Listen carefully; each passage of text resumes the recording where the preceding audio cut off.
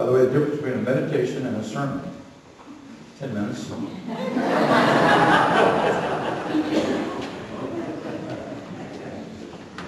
We come this night as the church has for 2,000 years, remembering and reenacting, if you will, the Last Supper. I try to get my mind around that. All over Jerusalem, in fact, all over Israel, there's the religious folk draw together to remember that it was God who brought them out of Egypt as slaves, made them free people, forgave them for all that they did, and brought them and gave them this land where they may be a nation of God's people. And so every year, and I think I'll remember April 20th, is that right? I'm hoping that's right. Around April 20th, our Jewish folks will begin, they'll be celebrating the Passover for them. This year the Christian calendar didn't intersect with them. But I don't know if you've ever been to a Seder meal, but all the elements will remind them, every symbolic image they can, we had to leave town quickly so we could only have unleavened bread. I used to have unleavened bread and matzah when I went to high school. We had it with soup and everything else. I just thought it was regular good stuff, but I guess not. I don't know. But remind them of the bitter tears that people shed, and of course the fruit and the excitement of joy of leaving, but of thinking of God and remembering that it was God who did it. Do I need to remind you again? Finally, God said to his people, and Moses read the word, we are being free this night. Go and kill a lamb. Spread that blood over your door, and the angel of death will pass over you. So many hundreds and hundreds of years went by as they remembered that occasion. They incorporated it into their own worship and into their own way of doing things. That's why people were in Jerusalem for the Passover, bringing the lambs, shedding of the blood, and that it was to save them. Their sins would be new. They would no longer be slave to sin or to anyone else, but they would be free to live their life with God and would be God's people. And so every year they continue to do that. And so Jesus, being a good Jewish person, gathered there in the upper room. We call it the Last Supper.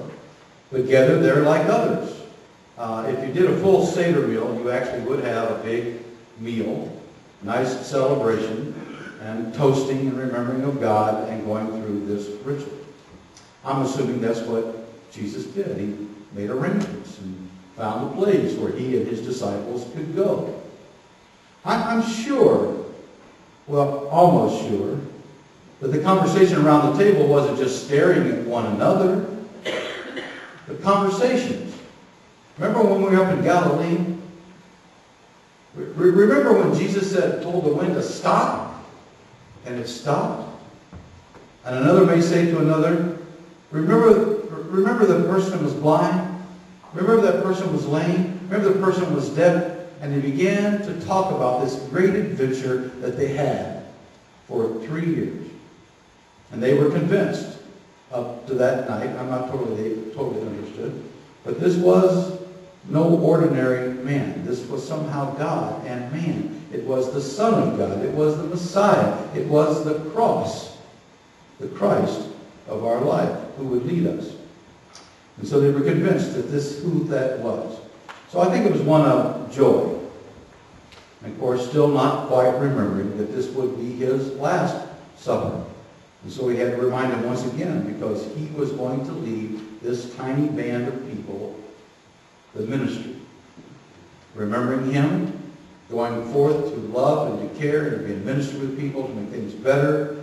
By the way, reread the history and the story of Jesus again. I've not seen in there yet a condemnation even of those who tried to get him, or out to get him and waited for the opportune time to take his life. He never put down women. rich people, poor people. Only at the very end, where he got upset with the money changers because he thought he was defaming and destroying the house of God, for it was a place of prayer. So the conversation, and of course you know the rest of the story, the rest of the week, of the trial and the denial and the betrayal, the betraying.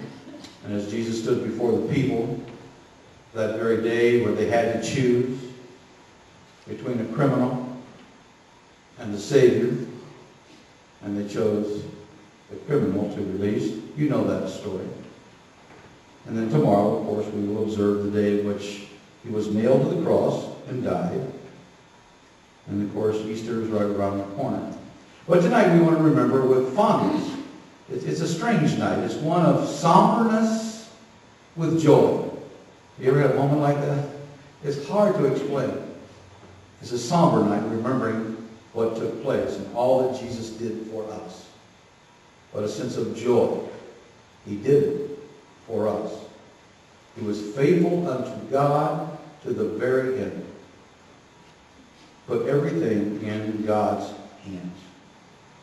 And hopefully that made an impact in the days that lie ahead, when they were on the road and a word may come to their mind, remembering what Jesus said, remembering what Jesus did, the model by which the standards he set of how to deal with people, and how to continue to talk of this wonderful, loving, caring God who loves the world so much. And so we come this night remembering that. That's the end of the meditation.